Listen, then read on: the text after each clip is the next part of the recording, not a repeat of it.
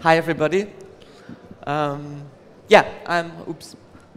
Markus, and can I have my slides on there? Yeah, thank you very much. And just a word of warning, this is a completely code-free presentation, so when you accept someone hacking around or doing live demos, not on this stage now, in the next half an hour. I would like to give you some inspiration on what you can do on mobile, what's coming up on mobile, when you're a developer for mobile apps, what maybe fields you should look into it. And I have only half an hour, so I have to squeeze in as much as possible. Let's see where we end up with. First up, really, messages. You see, messages, really? Instant messages around for 10 years? Yes, but instant messages are really big nowadays. The new ones, this kind of a second or third phase of instant messages is coming up, with built-in intelligence. So instant messages that do much more than just messaging. They actually create a whole ecosystem around it. Snapchat is just one of the commercially interesting examples, but there are much more. And when you look at when you do something like that, like Snapchat, Mark Zuckerberg tried to buy Snapchat 2 times, and they didn't agree. Now they make this big IPO, and if you can't buy it, just destroy it by copying the feature. So nowadays you have also in the Facebook Messenger and in the other in WhatsApp and almost all other messages are creating stories or creating things that will appear after a while, which is the most USP of Snapchat. But more importantly, messages get more intelligence. So they get intelligence from deep neural networks, from machine learning, all that stuff that's in the cloud get into messages. This is the new one from Google, just launched a couple of weeks ago, not so successful up to now, but we should give them a while. And, oops, start my timer, sorry. The interesting stuff is here on the left. This is all stickers and stuff, and but this one is really interesting. Google Assist is included into this messenger, and what Allo does, it gives you suggestions what to answer. So when you're inside a conversation, you don't know what to answer, Google knows every time you get this question, you answer this one, so why not answer this one this time? And you could also ask questions to Google while using Google Allo. And we will see this in a lot of messages and also in a lot of other devices we will see in a couple of minutes in the future. It just said Google Assist. Google Assist nowadays, it was, if you're an Android user, the old Google Now it's called Google Assist. And it's first built in the Pixel phone, which is the first actually phone built by Google. So in the early days they called it Nexus, now they call it Pixel, but same, but different. And it's a high-priced phone, so the Nexus phones always had been on a medium price level. Pixel is really premium, so compared to the iPhone price-wise. And it has built in the Google Assistant, and on the premium other Google the premium other Android phones that are based on Android 7 and above, they could also have Google Assistant built in. But what does Google Assist does? It works with all the information Google stores in the cloud, and the magic, of course, comes with that. It comes with machine learning, it comes with deep neural networks, and this is the big force in the background. Stuff that runs in the cloud, stuff we do not see, but stuff that does face recognition, that does sorting of our photos, that's answering questions, that's powering Siri and products like that. So it's a big revolution, more or less, behind the scenes that's powering all these devices, and we will see a couple of more devices in a couple of minutes. But when we look at the market of messengers, why I'm talking about messages, you may say, okay, we use We use WhatsApp and we use maybe Snapchat, and that's it, or maybe Facebook Messenger. But when you look at the rest of the world, messenger market is quite heterogenic. For instance, you have Viber and Line, which is big in Asia, and of course you have QQ Mobile and WeChat. And I want to talk about WeChat for a couple of minutes, because WeChat could be the future of messengers, how we get them also over here. WeChat is much more than a messenger. For a lot of people in China, WeChat is the internet. So for a lot of people in Asia and also in Africa, the mobile phone is their first contact to the internet. So they never get on the internet or on the web with a big screen. They always had them in their tiny phone. So the internet is in the phone. And in China, for lots of people, the internet is WeChat. Like over here, for some people, the internet is equal to Facebook. But what does WeChat? WeChat is much more than a messenger. WeChat is a whole ecosystem. And to explain this, I'll show you a quick movie. I hope we will have audio. But even if not for this movie, it's not so important. It shows you one day with WeChat, and have a look what they are all doing here. And most of it is not messaging.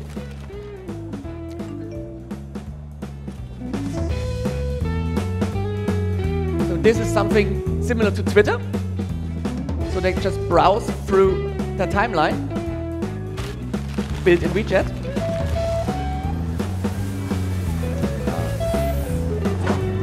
Big thing in China is QR codes.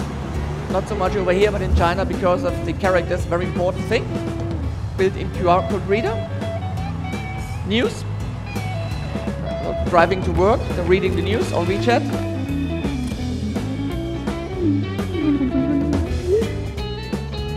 So this is a messenger, first time.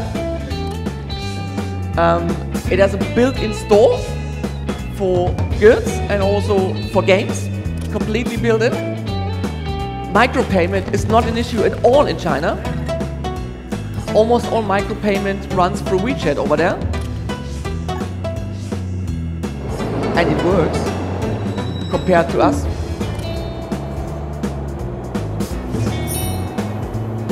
So I think he's back home now, on the way home. Time for some games.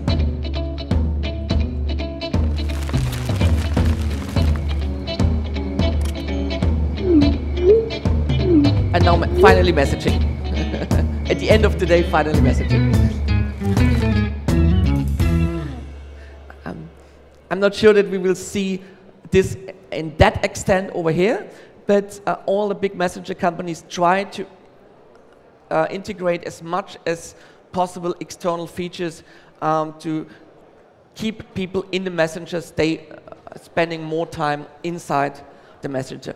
And the interesting thing, one last word about WeChat is, when people opening a business in China or want to do something on the web, before they actually create a web page, they create a WeChat page. Okay, back to business. When you're a developer, I hope you use already one of these. Slack on the left and HipChat on the right.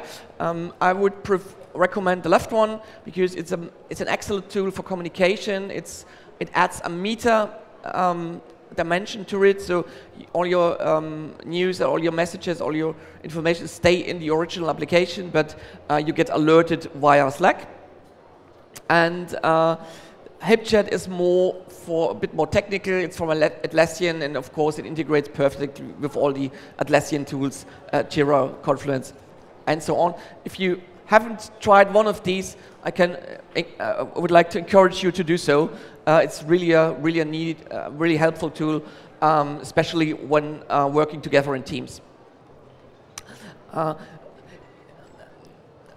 Two products that coming up in the next months. I'm not convinced that one of these will be succeed. on the left from Microsoft, all right, from Google. The Microsoft thing is you need to use it, you need to have an Active Directory account, which means all external workers, all freelancers are included.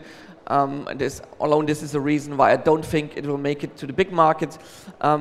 Same thing a bit here with Google Hangouts Chat, which is the 4th or 5th instant messaging app Google has. I think we need some consolidation over here. Next thing, smart home. So we're talking about smart home for a couple of years now. And what did we expect? We expect maybe something based on HomeKit. So what we want to do, we want to have scenes. So let's say at night we're coming home, so with just one touch of a button, the light should go on, the garage should open, heating should be turned on. And same thing when I go to bed, heating should switch off, the shade should go down, and light should switch off. And we hoped that, some of us hoped HomeKit would be the central hub for this, but it didn't happen.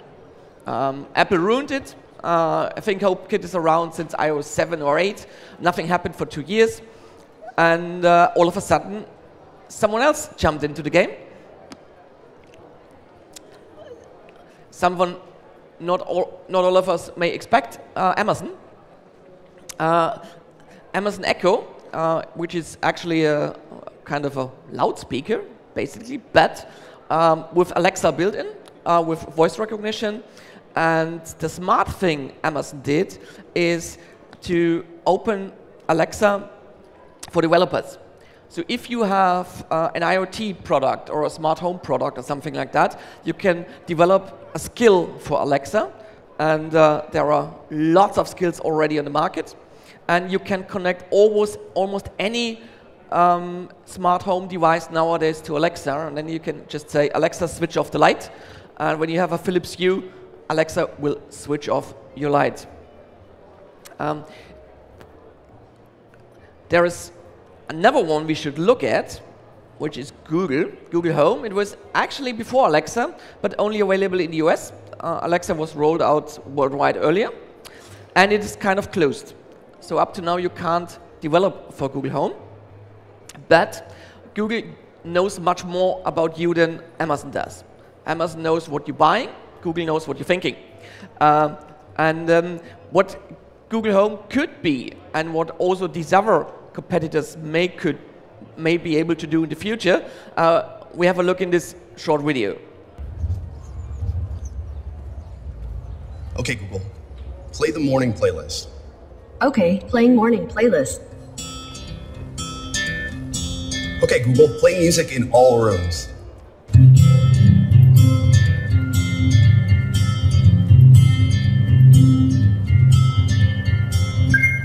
Okay, Google, I'm listening. Your flight to Portland is delayed by 30 minutes. Change my dinner reservation tonight from 7:30 to 8.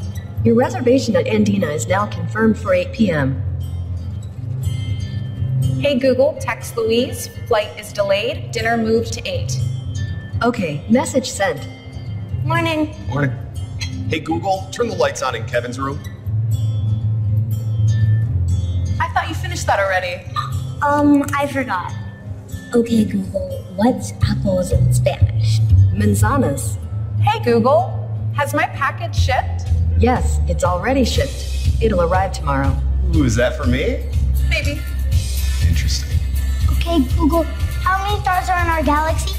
Well, there are about 100 to 400 billion stars, according to space.com. Which star is the closest?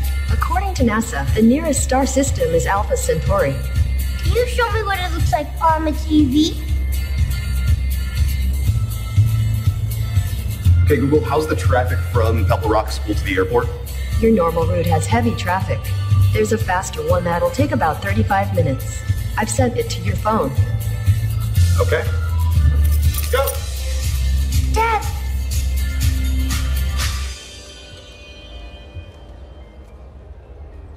Hey, Google, what's on the calendar today? The first event is Space Day at Kevin's school. It starts at 8 a.m. Space Day. Are you ready, buddy? Ready. Let's go. Okay. Okay, Google. Bye. Goodbye. It's already 1 year old. It's from Google I/O 2016, and not all of this already works. But I think you get the idea. And to connect all these different services and websites and apps that are powering Google Assist with and Google Home with the information, of course, you need to share all these informations with Google, which is the backside of these of this development. And so we saw Amazon, we saw Google. Isn't there someone missing? Yes, there is. It's Apple. So not longer. So 3 days ago, Apple introduced Apple HomePod, which is basically the same thing as Google Home, but with built-in privacy, which is probably the problem of it. So as Apple always tried to sell as a USP that they care about your privacy, which also means that they can't easily connect all these services together, which means at the end, the HomePod never could be as powerful as the equivalent from Google. And of course, they are late to the party. What else is hot at the moment in home automation and smart home? I could show you hundreds of examples. Just one to show you where we are at the moment. Almost any gadget you can use in your household is connected to an app, and you can manage with an app. And if it's not yet, it will be in a couple of months. Just one example where you see where it all gets. This is a lawnmower, and this is Apple Watch. And I started my professional career years ago, and we worked for the garden machinery industry, developing software for them. And I can tell you, these are not the most innovative people in the world. So when we see when you see a connected app product here in this industry, this means mobile is everywhere, and it included in almost any product. Just one thing, beacons. Anyone here with beacons? What can we do? Fancy stuff with beacons? There's a lot of things you can do with beacons, and a lot of things are completely crap, especially in advertising. But I would like to show you one example we like, because this is one of the things my company did. So this is a bit of an, just turn down the volume so I can, oops, wrong thing. Yeah. So I can explain you a bit what you see. This is indoor navigation. Nowadays you can use indoor navigation based on Bluetooth Low Energy beacons. What you have to do is place the beacons in the building you want to make accessible, and develop an app that uses an SDK and uses all the sensors and doing some other magical stuff. And then you can provide indoor navigation with the same accuracy you could provide with outdoor. And this is possible nowadays, and it's possible for a fraction of costs you could do in the past with proprietary systems. I think over there they already started a party, so it's a bit distracting. I hope you can still hear me. So this is a project we did for Germany's largest library. So they have an indoor navigation app now that helps you find the correct spaces and the reading rooms and the cafeteria and all the rooms you need to find in this building.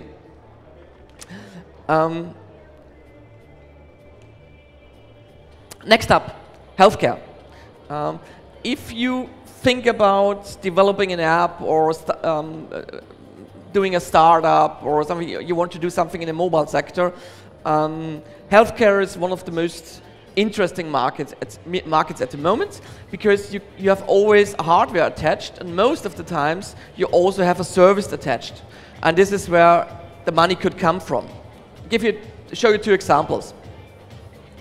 Okay, before we come to the examples, this is probably what you've all seen or read in the newspaper. A guy from Canada that got got a heart attack middle in the woods, and because of his Apple Watch, he got a warning that there may be a bigger one coming. There was a small heart attack and a bigger one was coming, and he made it to the hospital, and he's fine now. So any sort of heart diseases, oh, thanks God they switched off the music. It's a very interesting field here. This is a product called CardioBand, and it's included in the wristbands, like here, of an Apple Watch. And what you can do with it is a constant ECG. I think ECG is called in English, which is really interesting because you can do it whenever you want, and the quality of the results should be in the way, it's not available yet, that your doctor can work with it. Another example, which is actually a startup and which explains a bit the subscription model, and that's something you can try at home. It's called Preventicus. This is not for ECG, but this is for people who are suffering from heart palpitation. So if your heart rate is going quicker and slower from time to time, it's a funny feeling, but it just happens it just happens not regularly. So when you go to the doctor and they do an ECG, they will see nothing because it's not happening, but it may happen in the middle of the night and so. Or during the day. And with this app, you can do this just by pointing the finger on the camera of the app. And they say, based on big data, which is running in the background, the results are accurate enough that your doctor can interpret them and work with them and give you the correct treatment. And of course, there's a subscription. I mean, you can try it for free, that they will show you the graphs and say, hey, your heart is fine, or there may be some problems. But if you want to do it constantly, then you need to subscribe. But subscription is not really expensive. So this is something a lot of people can do if they have these problems. Okay, we will actually skip this video, but this is also something to try if you have problems with tinnitus. TiniTracks could be something for you. Also subscription-based. What they do is they measure what you can hear and what you can't hear and where the tone is that is punishing you. And then they modify the music in the way that you do not longer hear the tone. And there's a therapy based on it. So at the end of the day, it does not work for everyone, but for some sorts of tinnitus it will work. At the end of the day, you do not hear your tinnitus anymore. It's still there, but you do not recognize them anymore. It's quite interesting. Also a startup, so something that's possible to build. We will skip this video and go, oops, this is one too quick. Just by the way, I will put maybe tomorrow so all the slides on SlideShare, and all the videos are embedded. So if you want to see the videos again, and also the one we skipped, then have a look on SlideShare or on the webpage of my company where the slides are embedded. One last example about what can we do with hearing. It's called Mimi, and it's a proper hearing test. It's really good. I had some problems with my hearing last year, and so you go to the specialist, and they do some hearing tests with fancy earphones, and you have to press buttons and stuff. And the same thing this one does with an iPhone or some certified Android mobile phones and some certified headsets. And the results had been exactly the same. It's really amazing. And so it's just to say, okay, you don't have a problem, or you in the heights you don't hear everything, or the bass, something is missing. But what you also can do, this is the one on the right. They have a second application, and this application is modifying your music based on your hearing profile. A bit like TiniTracks, but for people without tinnitus. And it's really amazing. It's of course it's not so comfortable than using just your Spotify or your Apple Music or whatever you use, but you can hear the difference if you have some losses in one of the frequencies. Really, really interesting. Both is free. Just give them a try if you're interested. Diabetes, another area that is heavily R&D involved, probably because it's one of the big problems of the more Western world, so they can pump in money. This is something you've seen probably 2 years ago, contact lens from Google X Labs, which should continuously measure your glucose level based on the liquids in your eye. Just, this tiny thing, by the way, is the Bluetooth low energy transmitter. Just in research at the moment, but on the way to the market. Same as this one. It goes a step further. Here you can control your insulin injections via a smartphone. So measuring for diabetes, measuring is the one thing. It's very important. But based on measuring, you need to calculate how much insulin you need. And here you have this calculation done via the app, so you don't have to do it yourself. Rumors are going that Tim Cook is already test driving a wristband that's connected to an Apple Watch that can do this automatically, and maybe we will see something from Apple also here in the future. Oh. Augmented reality, anyone? When it comes to augmented reality, what's the first thing that comes into your mind?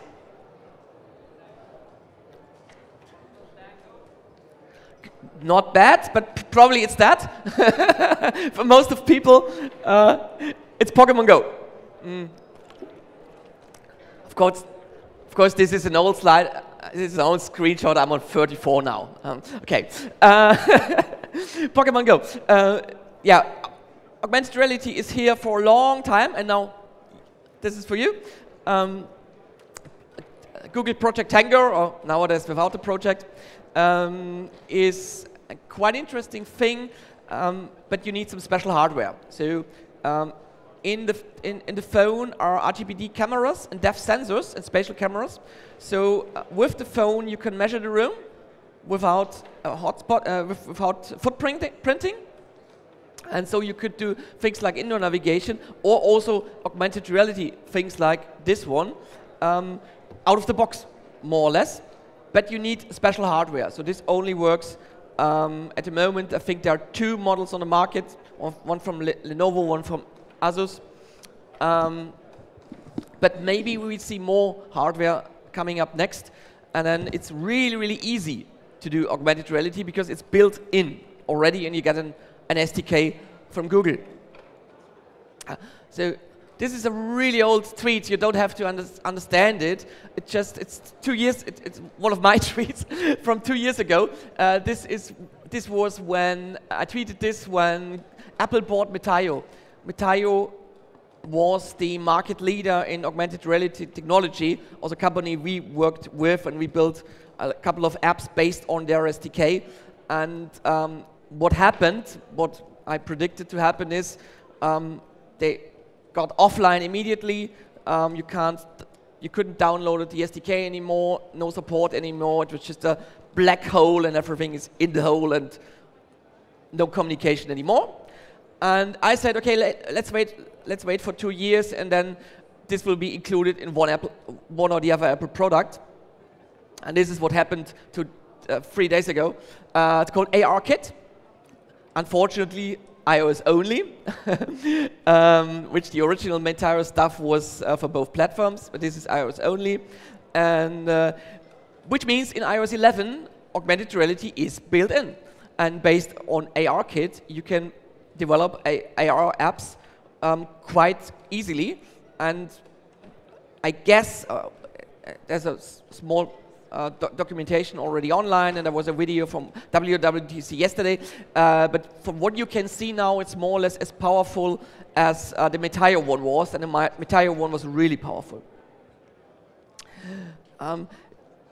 Going one step further, This is augmented reality inside a phone on a small screen, but actually we want to see augmented reality in the room in more or less our eyes. And there are 2 products coming up. Well, one is actually there, I'll show you in 2 minutes, and one is in development, and this is this one. It's this mysterious startup called Magic Leap. They have $500 million funding, and they're working for 5 years now, more or less secretly somewhere in Florida. And this is the first video they claim is shot through one of their devices. So what you see is a normal environment, normal tables and stuff, and you have things augmented on top of it. And we guess we will see it through through some sort of glasses. So you may say, hey, wait a minute, that's already available. Yes, it is. It's already available, and believe it or not, from Microsoft. Who guessed that? It's an innovative product from Microsoft, and I can tell you, we have one in the office. It's awesome. It's the best augmented reality experience I've ever seen. So it looks here like that. It looks heavier than it is, so it's quite comfortable to wear. And the side of field is a bit limited, so it's about that size. But within this size, what happens is pure magic. So you have 3D holograms in the room. You can interact with the holograms. You can walk around. If you get the chance to get your hands on one of the HoloLenses, please try them out. It's really, really worth trying it. And there are a couple of APIs and SDKs available, and there's a plugin for Unity. If you're a 3D designer, have a try. We skipped this video, but I recommend you to have a look on it on YouTube. This is the next step for HoloLens. It's holoportation, so you can interact with people in a completely different room, different country, and it looks like it's in your room. Why I skip it? Because finally I'm running out of time, and this is the end of my presentation. Half an hour is over. You find all the slides and other stuff I've written for magazines and whatever on our webpage.